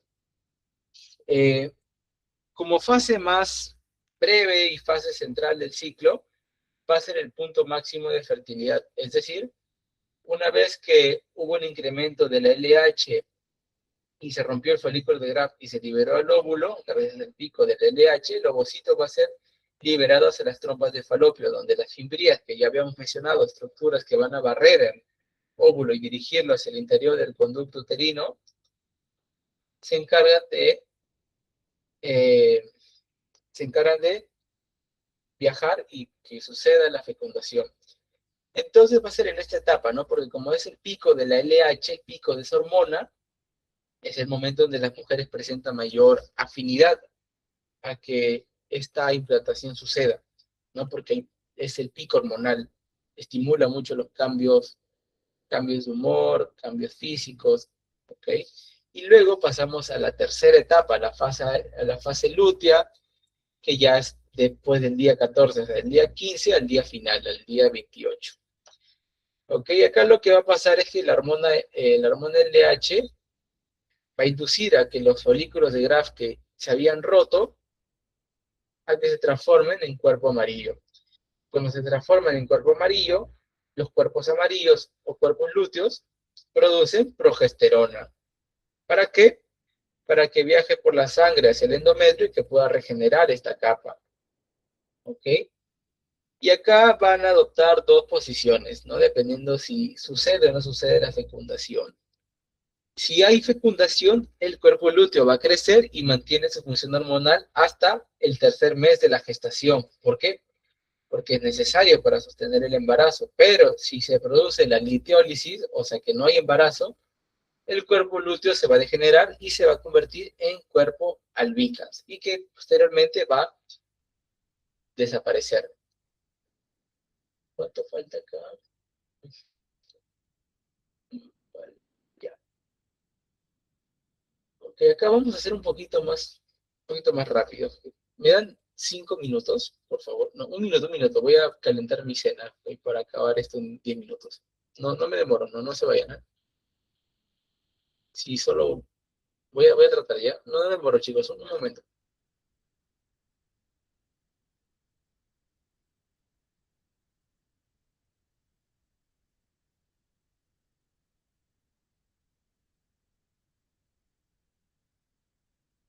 El que se sale no le mando el post.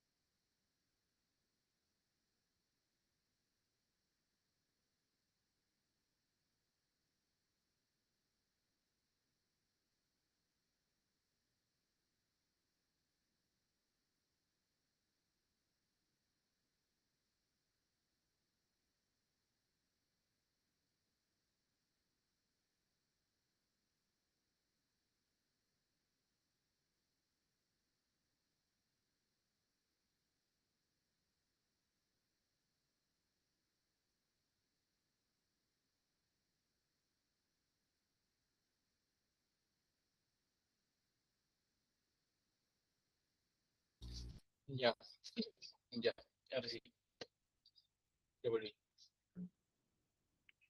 Ya no lloren, tranquilos, ya volví. Respiren.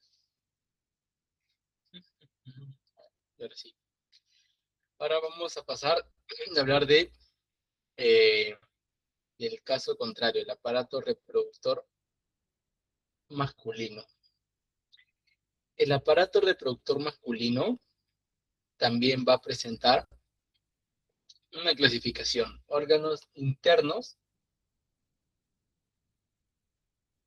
y vamos a ver a la parte exterior.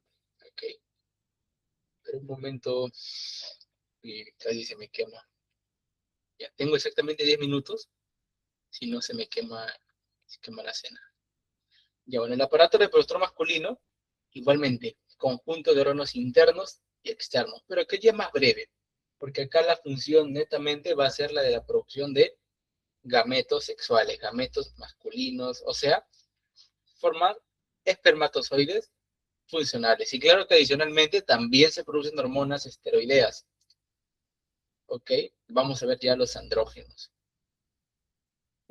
Acá podemos ver que hay presencia de órganos externos que van a ser el pene y el escroto, y órganos internos como los testículos, los conductos y las glándulas anexas. También podemos ver la ubicación de los testículos que se van a alojar dentro del escroto, que van a ser como esa capa medio rugosa fuera de la cavidad abdominal. ¿Por qué? Porque es necesario mantener a los testículos por una temperatura debajo de la temperatura corporal, es decir, 2, 3 grados menos. ¿Okay? También podemos ver que la continuidad funcional, es decir, tras la pubertad, la producción de gametos y hormonas sigue siendo constante, o sea que no, a diferencia de las mujeres, nosotros no somos tan hormonodependientes. Es decir, nosotros no tenemos un funcionamiento cíclico, sino que nuestras funciones sigue vigente hasta inclusive en edades muy avanzadas. Entonces, pasamos. Vamos a ver un poquito de lo que es la anatomía del pene, ¿ok? Antes de ello vamos a definir a lo que es. El pene es órgano por excelencia copulador masculino. Es decir, es un órgano eréctil, un órgano muy vascularizado que va a permitir la transferencia de los gametos desde el sistema reproductor masculino hacia el tracto reproductivo femenino, o sea, todo el conducto vaginal. Gracias a la estructura que tiene, que es altamente irrigado, le va a permitir esa capacidad de cambiar el estado, es decir, pasar de un estado de flacidez a un estado de rigidez o estado de erección.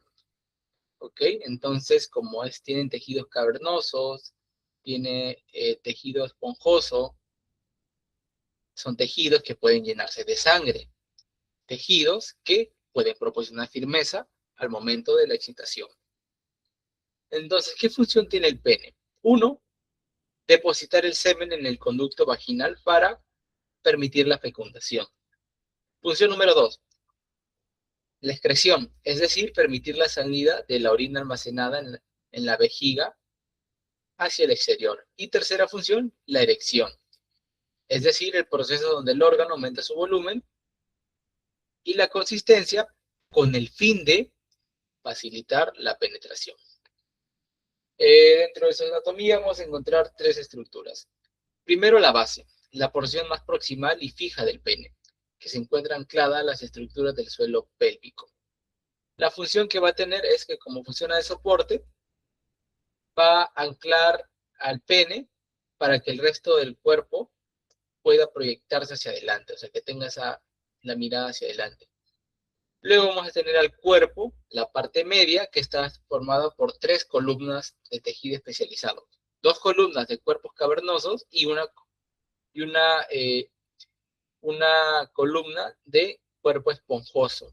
Y podemos ver que ambos tipos de tejidos son altamente vascularizados, siendo el esponjoso el que puede permitir absorber mayor sangre, mayor erección y mayor contracción. ¿ok? Entonces, durante la erección es la parte que más se va a hinchar. Y la función del cuerpo va a ser permitir el tamaño del aumento y la firmeza para la penetración. Y finalmente tenemos a la cabeza o al glande del pene, que va a ser la zona con mayor terminación nerviosa, es decir, la parte más sensible al momento de la excitación sexual. Entonces, como parte más sensible, principal receptor de estímulos sensoriales. Luego vamos a tener a los testículos, ¿ok? Los testículos van a ser gónadas masculinas por excelencia que van a encontrarse alojadas en la bolsa escrotal o en el escroto, ¿ok? Y ya recordemos que van a ser los homólogos de los ovarios femeninos. Entre las dimensiones de los testículos, 4, 2 centímetros aprox, con un peso de 7 gramos cada uno, ¿ok? Entonces el tamaño es variable. Y entre sus características, recordemos la termorregulación, la que ya se había mencionado, que la temperatura de los testículos debe mantenerse 2 o 3 grados centígrados por debajo de la temperatura corporal, porque esto es importante para la viabilidad de los espermatozoides, si no pueden morir en el momento de producirse la espermatogénesis. Y esta temperatura solo se logra por el aislamiento de la bolsa escrotal. ¿Okay? Función de los testículos. La función primero es la función de producir espermatozoides, ya que el testículo es el sitio de producción masiva de los gametos masculinos, bajo el estímulo de la hormona FSH, ya que gracias a esta estimulación, las células germinales que están en el nivel de los túbulos seminíferos indican que ya debe iniciarse la meiosis para poder transformarse en espermatozoides. Y la otra va a ser la función endocrina, o sea, síntesis de andrógenos, de otros tipos de hormonas. Entre ellos, la más importante, la testosterona, ya que a nivel de los testículos encontramos a las células de Leydig. Las células de Leydig tienen afinidad a responder a la hormona LH, y cuando responden a la hormona LH, estas producen testosterona. Recordemos que la testosterona va a ser la hormona por excelencia que dicta el desarrollo de los caracteres sexuales secundarios masculinos. La tonalidad de la voz, el nivel de crecimiento del vello corporal, la musculatura, etc. Bueno, acá un pequeño biodato, vamos a encontrar dos tipos de músculos, ¿ok? El músculo cremaster y el músculo dartos, ¿no? El músculo cremaster va a ser aquella estructura que se encargue de, una vez que se contrae, elevar los testículos. ¿Con qué fin? De acercarlos al cuerpo dándole la temperatura ambiental que requiere, o sea, los 34, 35 grados, ya que los testículos absorban mayor calor corporal, las hacen ideales para la espermatogénesis. Y también los van a proteger, ¿no? Pero la principal función va a ser elevar los testículos para poder absorber mayor temperatura, ¿ok? Luego vamos a pasar al músculo dartos. El músculo dartos va a ser, aquella estructura que va a provocar el arrugamiento de la piel del escroto. ¿Okay? Va a ser ese músculo que dicta la forma de las bolsas escrotales dependiendo del contexto. Es decir, cuando hace frío, el músculo darto se va a contraer. O sea, se va a hacer más duro, por así decirlo. Como que se va a achicar un poco. En cambio, cuando hay presencia de calor, se hace más flácido, le da mayor motilidad. Entonces, la piel se vuelve más delgada, más lisa, en mayor superficie de contacto, para que se pueda enfriar por sudoración o presencia de otros estímulos. Luego vamos a tener a las vías espermáticas, que esta parte es un poquito más, la parte un poquito más breve. Las vías espermáticas van a ser el conjunto de conductos tubulares que se van a encargar de, como son vías, conducción, maduración biológica. Es ahí donde todo el tracto, es como las pistas de los espermatozoides, donde van a circular hasta poder alcanzar su estadio de maduración. Vamos a empezar primero con los túbulos seminíferos. Los túbulos seminíferos, que también se puede confundir con el lugar de producción, también van a representar el punto de partida de los espermatozoides. Eh, Alrededor de cada testículo posee de 250 a 1000 de estos túbulos. ¿Ok? Estos túbulos van a tener en su composición células germinales, es decir, las que se encuentran en diferentes etapas de la espermatogénesis. Espermatogonios, espermatocitos, espermátides, pero esto se ve a nivel de universidad. Pero es en esta estructura donde se van a encontrar todos los diferentes estadios del espermatozoide antes de madurar. Y vamos a encontrar que también se encuentran las células Sertoli.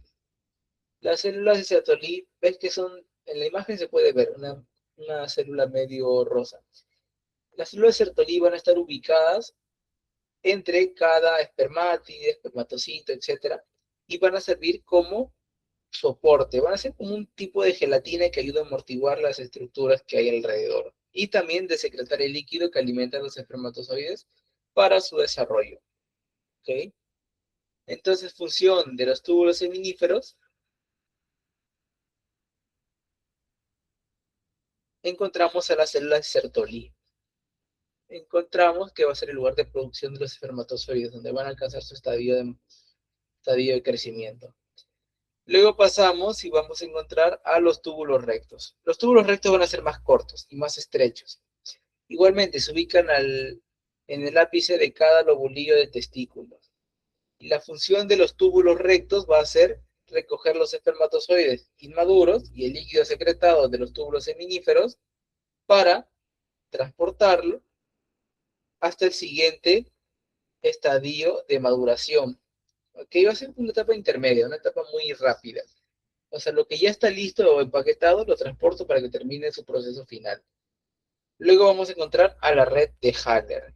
La red de Haller, también conocida como la red de Testis, va a ser igualmente ya un montón de conductos, un complejo de conductos que forman como un laberinto, ubicado alrededor del mediastino testicular.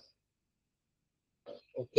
Entonces, como no es un tubo único, sino un montón de, de conductos irregulares, va a representar el sitio de unión donde aproximadamente 250.000 lobulillos testiculares unifican su salida. ¿Con qué fin? De que una vez que se reciba todos los espermatozoides, el líquido previamente producido, los van a ir mezclando, van a permitir que los espermatozoides se mezclen con este líquido que es rico en proteínas, este líquido testicular, creando una suspensión uniforme y de esta manera regular la presión del líquido, que hay mucho líquido que debe entrar con los espermatozoides, entonces ayuda a regular ese desbalance. Luego encontramos al conducto eferente. El conducto eferente van a ser ya menos proporción, de 10 a 20 pequeños tubos que se van a encargar de el transporte activo. Es decir, como este conducto eferente posee cilios, gracias al batido de sus cilios y las contracciones del músculo liso, desplazan a los espermatozoides hacia el epidídimo. O sea, solo van a barrer, ¿no? Como tienen cilios, se van a encargar de barrer los espermatozoides hacia el epidídimo. El epidídimo va a ser el conducto tubular altamente enrollado y contorneado, donde lo más importante acá es que los espermatozoides van a alcanzar su mayor motilidad, es decir, van a alcanzar la capacidad de ya poder moverse, ya desarrollaron por completo su cola y van a poder nadar y reconocer y poder unirse a la zona pelúcida del óvulo. ¿Ok? Y recordemos que la cola del epidídimo va a servir como el principal reservorio de espermatozoides maduros listos para ser expulsados. Acá es donde maduran y ya están esperando la señal para poder liberarse. Bueno, algunas vesículas, vamos a encontrar la vesícula seminal. La vesícula seminal van a ser un par de glándulas exocrinas que van a ser sacos membranosos que se van a encargar de producir entre el 60 y 70% del volumen total del semen. En este caso, como secretan fructosa, garantizan que los espermatozoides tengan ese combustible, ¿no? Porque los espermatozoides no se alimentan con glucosa, sino con fructosa. Luego tenemos a la próstata, que va a ser igualmente la glándula exocrina, pero la próstata se va a encargar de encender o de producir el líquido prostático, y que este líquido prostático lo que hace es activar el motor del flagelo de los espermatozoides, ya que antes estaba en una etapa de motilidad pero muy baja, pero la próstata secreta ese líquido prostático que rompe las proteínas de coagulación, o sea que las mantenía muy unidas, y permite que el semen pase de un estado gelatinoso a un estado más líquido, más disponible para poder eyacular y penetrar el canal vaginal.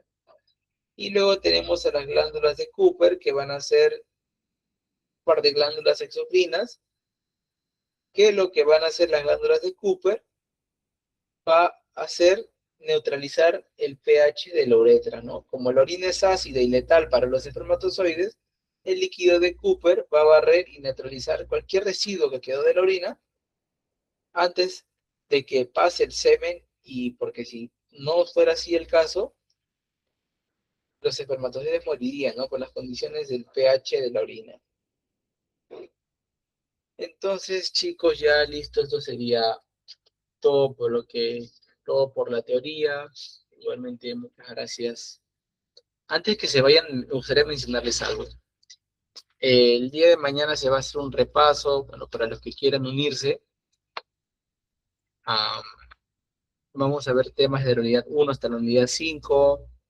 Vamos a ver temas de la unidad 6 hasta la 10 y desde la 11 hasta la 15. O sea, ya es un repaso final antes del examen. Ya vamos a ver más preguntas, menos recapitulación, menos teoría.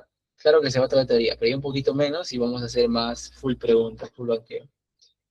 Entonces, para los que quieran unirse, me avisan. O sea, ya para que no pierdan el tiempo preguntando. O sea, el costo de los 3 repasos, de 3 horas cada uno, va a ser de 25 soles y cada repaso está 10 soles.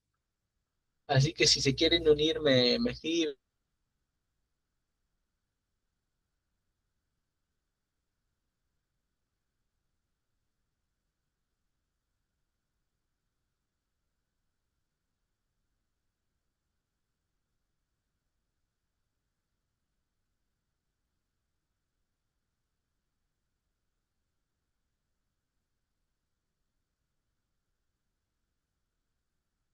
Ya, ahora sí.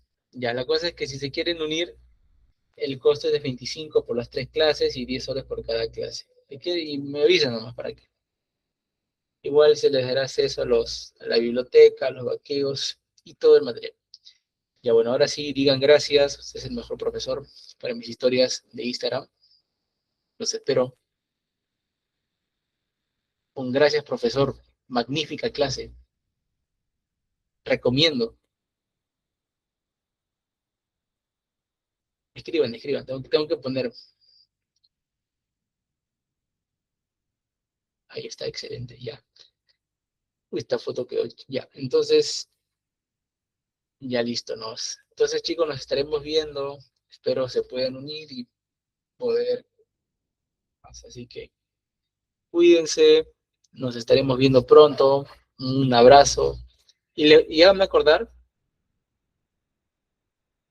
Está en la cima. Qué mal que prometen la puta. Ya háganme acordar para mandarle